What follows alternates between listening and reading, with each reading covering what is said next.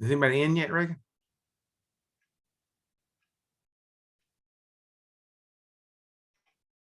I don't see anybody. Yeah, we have 22 participants Oh. in. Okay, good. All right. Well, good evening, everybody. Welcome to our 7th grade parent-student night to talk about the early college and the Orangeburg County School District Advanced College. There are 2 goals for tonight.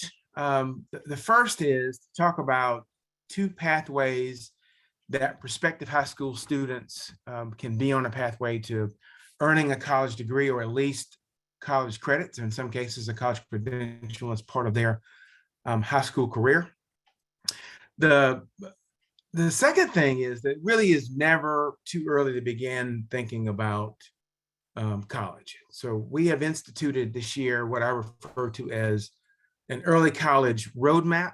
And so that roadmap begins in the 5th grade. We're talking with all of our 5th grade students about this whole notion of college awareness. And beginning with 7th grade, we're talking about college interest. And in high school, we talk about college preparation. I'm joined tonight by Stephanie Alford, who's the director of the Orangeburg Advanced College, Dr. Kelvin Lemon, who's a coordinator of Corinne Technical Education and School Improvement for Orangeburg County School District. We're proud that you're able to join us here tonight. If you've got questions, feel free to put those questions in the chat. Reagan Blanchard will be monitoring the chat function and will let us know if there are any questions that you all have.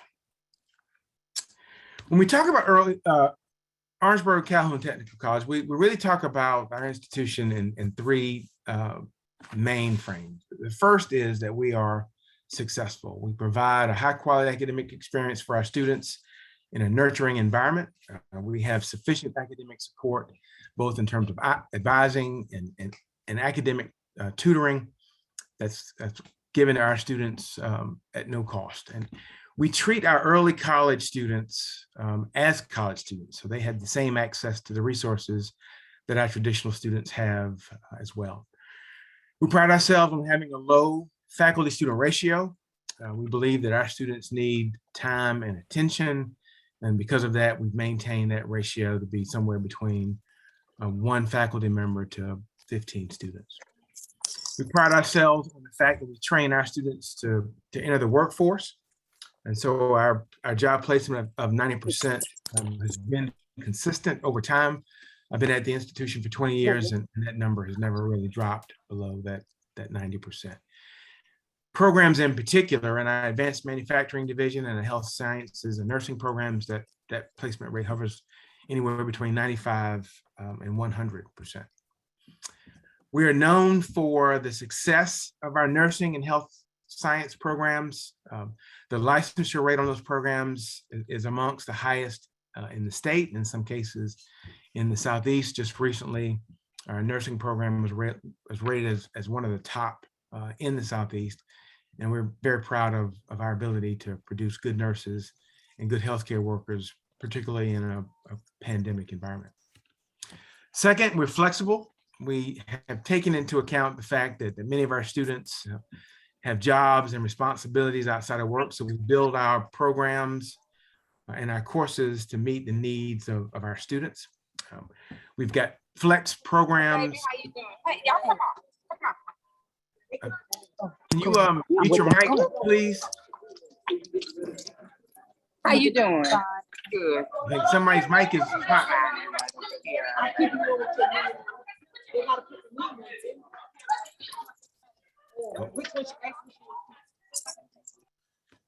Okay. So we offer online courses, we offer face-to-face courses, and we also offer what I refer to as synchronous online courses, where students have the ability to log into a classroom at a given time in order to complete the courses that they need to be successful.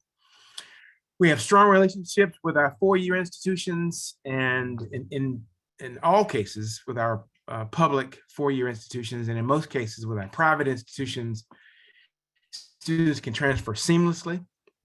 Students need to have at least 30 hours of college coursework to be considered a transfer student, but in some cases, if they complete the arts and sciences degree, which is a 60-hour program, they can transfer to the four-year college of their choice and earn and begin there with junior level status. We are affordable. Well, we take to heart the fact that the cost of college is extremely expensive. In some cases in South Carolina, the average student loan debt is somewhere around $30,000. And so we're able to offer the first 2 years of a four-year degree at a fraction of the cost. Our faculty are master's prepared instructors. In some cases, they bring real world experience to the classroom, but ultimately we're able to save parents thousands of dollars towards that baccalaureate degree. And in some cases, our students are able to graduate with little to no debt.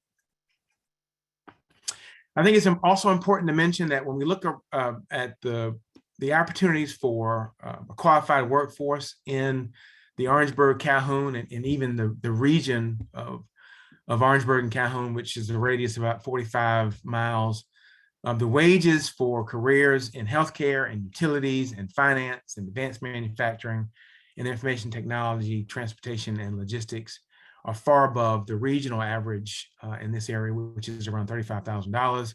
But very quickly, you can see that there's tremendous opportunity for students who graduate with degrees in our programs and can transition directly into the workforce. Let me just highlight healthcare.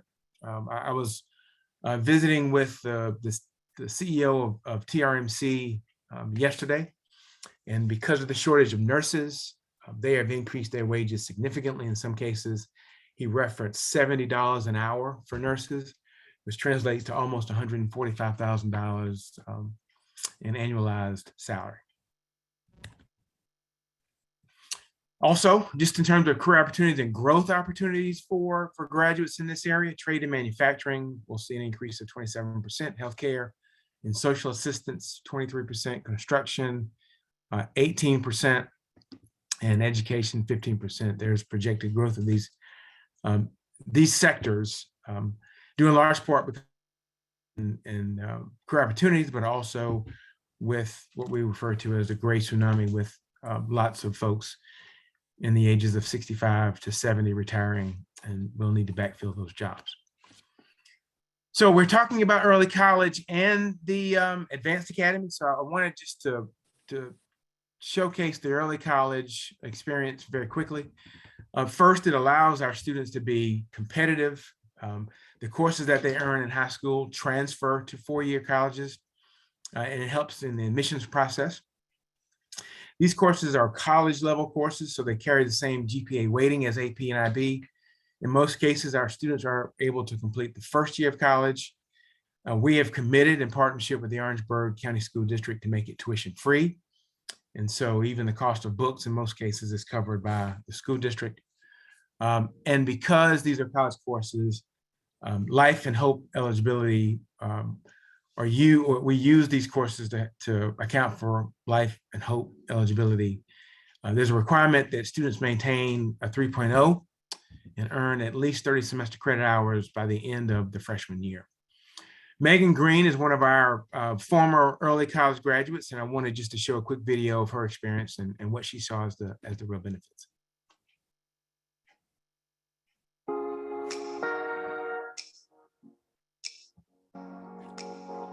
Hello, my name is Megan Green, a recent recent graduate of Fayetteville State University, where I majored in communications and media studies, and I am now going to obtain my master's degree at Alcorn State University. While I was a student at the High School for Health Professions, I attended early college at OC Tech. The coursework was advanced, the classroom sizes were smaller, and I was able to be around other high school students with different views.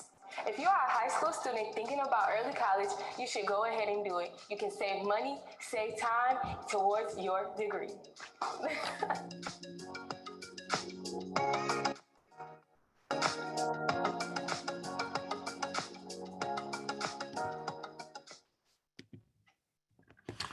So the other thing I'll mention very briefly is in most cases, our high school students begin early college in the 11th and 12th grade. And in most cases, we'll have students who are in a project lead the way route, which is a pre-engineering curriculum. But we have students who are ready to take college courses based on either high school GPA and courses that they've taken, or the AccuPlacer, which is our placement test. Here are 3 students who took 3 different paths towards their early college experience. One, Daisy Goodwin, who is interested in early childhood, and she graduated with a diploma and is now on a pathway to becoming a successful educator. Corey Smith was a Calhoun County High School student and enrolled as a youth apprentice in our machine tool technology program. He ultimately graduated from high school, graduated from the machine tool program, and became a full-time employee at Husqvarna. And Annika Gupta, who was an early college student at Orangeburg Prep, earned 44 credits and was able to gain entry into USC's Honors College. She is now on a pathway to becoming a medical student, and has come back to earn her EMT certificate and is now practicing EMT while she prepares to go to medical school.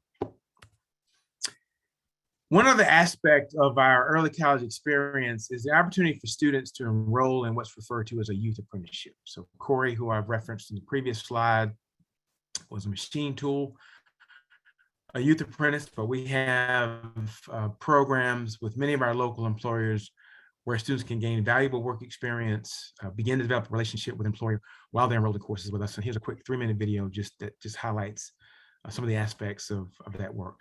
I see a lot of kids that I went to high school with who are 25 and they have kids and they're still making minimum wage. There's no way that I want to do that. I don't want to struggle my whole life.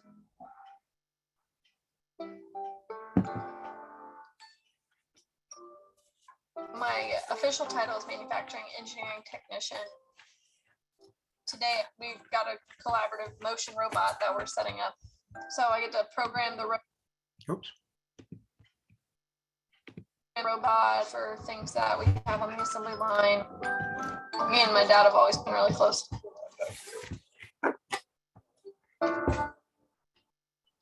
And my sister's like really girly, and I always like to hunt and fish and work on cars and stuff like that.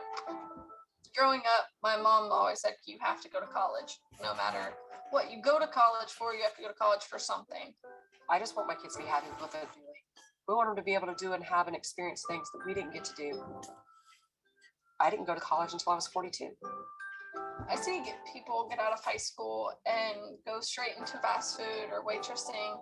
It's really hard to find a job now if you don't have any on-the-job training, or it's hard to get on-the-job training because no one wants to hire you because you don't have any experience. I started going to Trident for industrial maintenance technologies. A lot of the kids that I went to school with were like, you're going to a tech school instead of a 4-year college. That's weird. There is a cultural mindset sometimes that if you don't go get a 4-year degree, you're a failure, and that's just wrong. We need doctors and lawyers, but we also need welders, machinists, programmers. There are plenty of occupations right here in Charleston where you can make 6 figures without that 4-year degree. I was in high school, so I went to high school in the morning, and then in the afternoon, I headed to the college.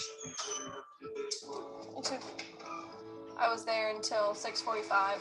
Okay, so let's do the vacutainer. My school did academies, so we had like a nursing academy, a fire academy, a police academy. All of our classes were geared towards what we wanted to do. Put your hand on that knob right there. That's the control valve. I was in mechatronics mechatronics. Mechatronics is kind of like mechanical, electrical, robotics, like all combined. So when I was in math class, they taught us, okay, well, this is standard deviation, but this is how you're going to use it. Shannon's mechatronics teacher recognized her potential. He called my mom and was like, "Are you ready for me to change your daughter's life?"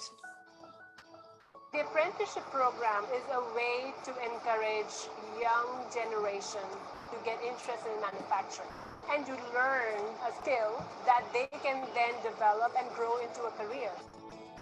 I would go to Cummins for 4 hours a day and pretty much just do on-the-job training and shadow people. I graduated my apprenticeship in April of 2016. I got offered a position full-time, so I'm no longer an apprentice. I've got 6 years of college, 2 bachelors, and an associate's degree, and my daughter makes more money than I do. I'm 20 and I'm sitting in my own house, so it's pretty great. The opportunity that she had to go through Cummins with their apprenticeship has allowed her to go back to school and have her job pay for it to get her engineering degree. These programs are a big part of the solution to what I think is our biggest social problem, which is making equal opportunity, that kids from the bottom can move up. The people that graduate from that program are more likely to be employed, and they make higher wages. What more can you want?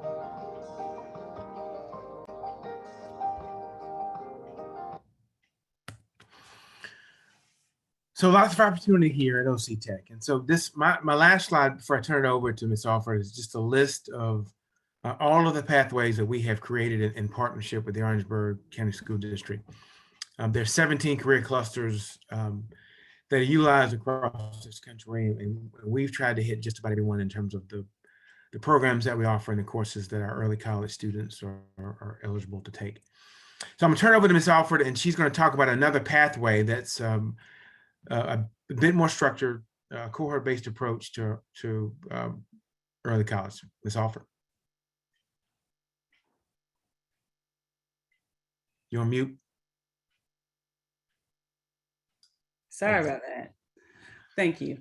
One of the most common questions that I get is, what is the difference between dual enrollment and Orangeburg Advanced College?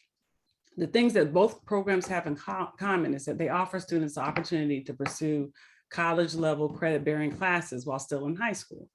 Research shows that the students who experience rigorous coursework in secondary schools demonstrate readiness for college level work and complete post-secondary credentials at substantially higher rates. So basically for both programs, parents and students just have to explore the options to see which one basically fits their needs.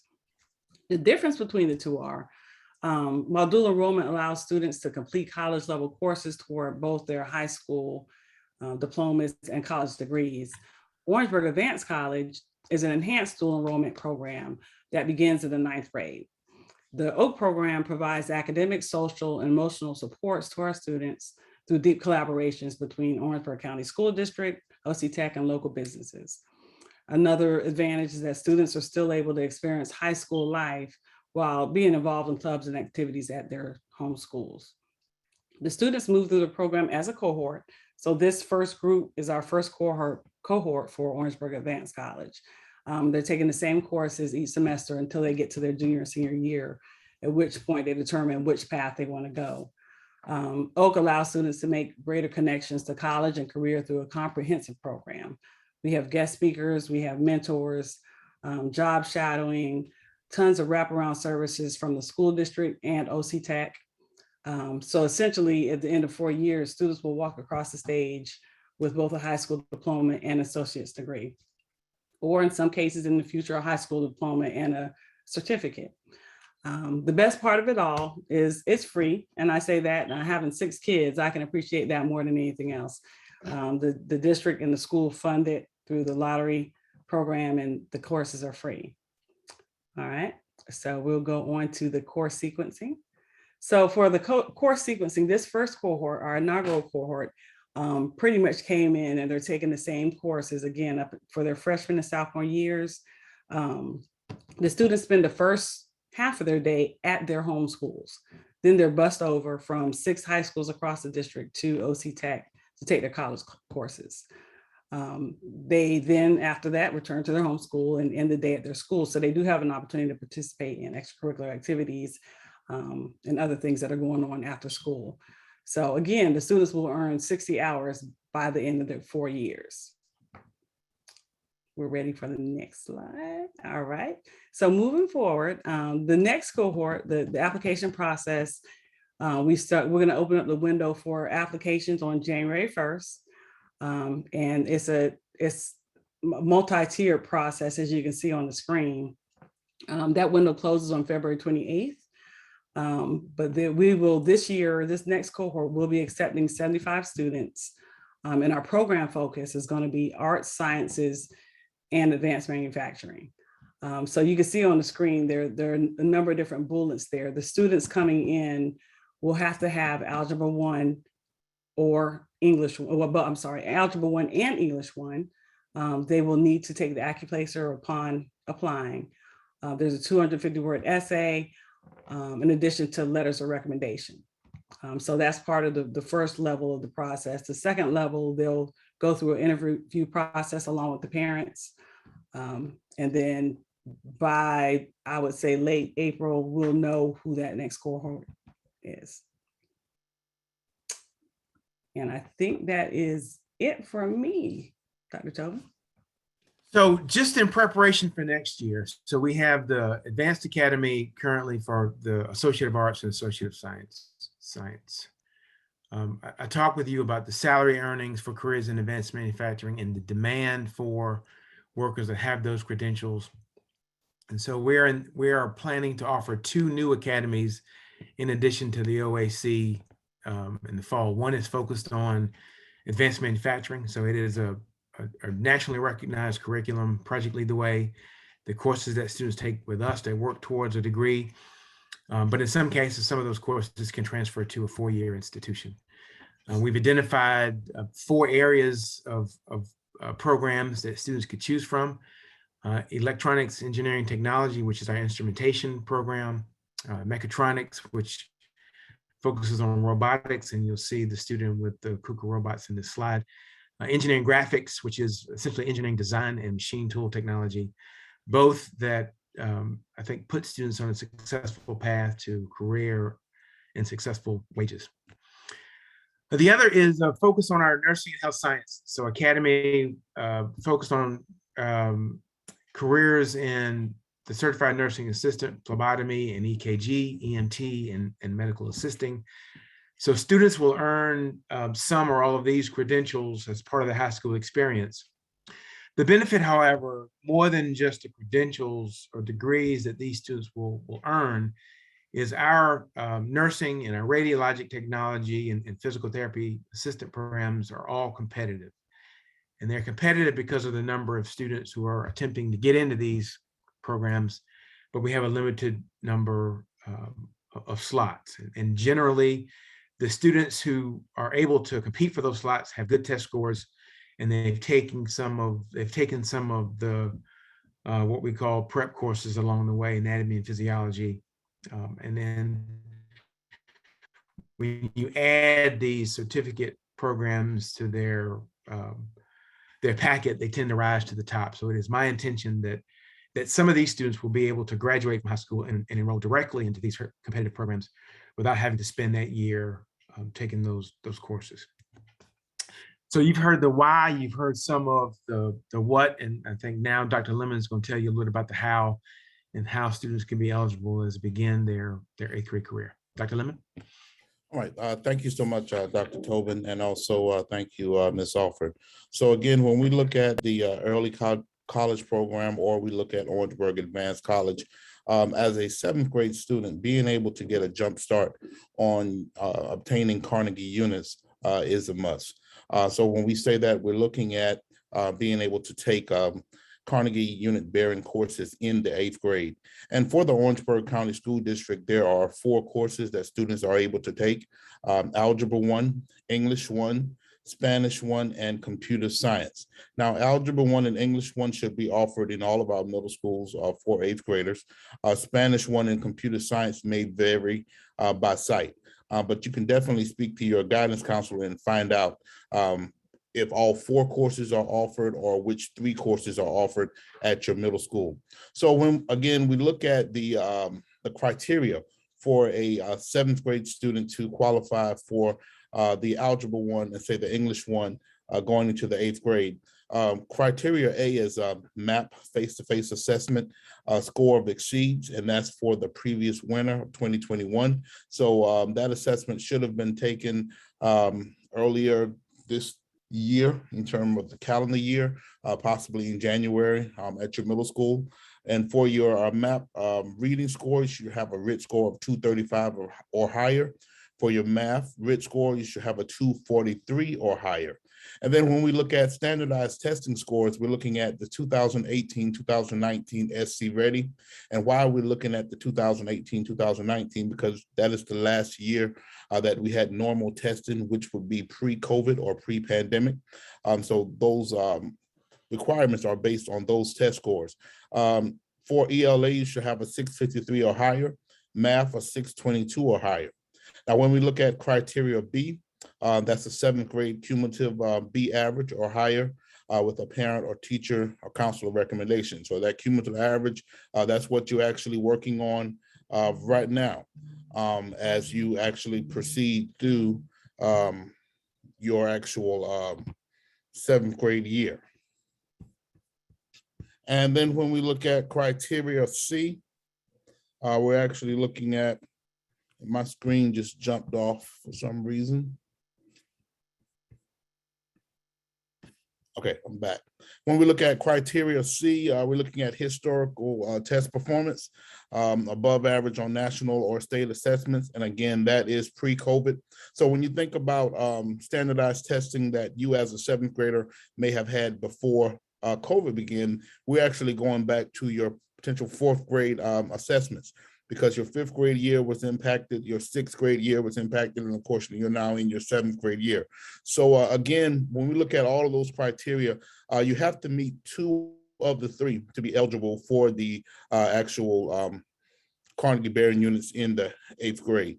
Now, as a former high school principal, I can attest to the value of actually getting a jump start on these courses, because it opens up your ability to participate in early college by the time you reach the 11th grade. It also is one of the requirements for the Orangeburg Advanced College, entering as a ninth grade student. And then if you even look at the side of a career and technical education, if you have these basic high school graduation requirements out of the way, then you're able to explore more courses by the time you reach your junior and senior year. So let's look at the criteria here. If you want to find out more information, you can definitely get that information from your high school counselors.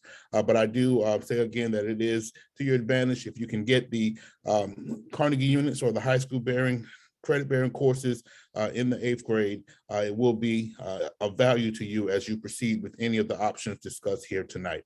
I will now defer back to Dr. Tobin as he continues the remainder of this presentation for you this evening. Thank you again, Dr. Tobin and Ms. Offer.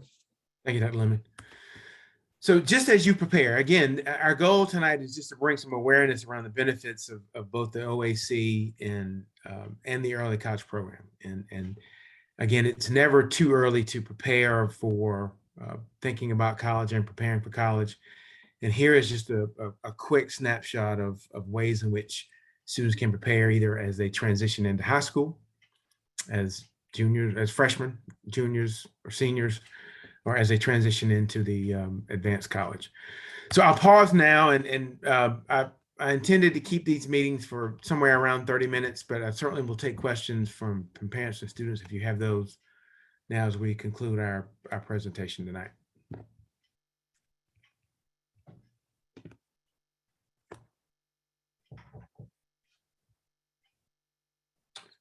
Going once. Going twice.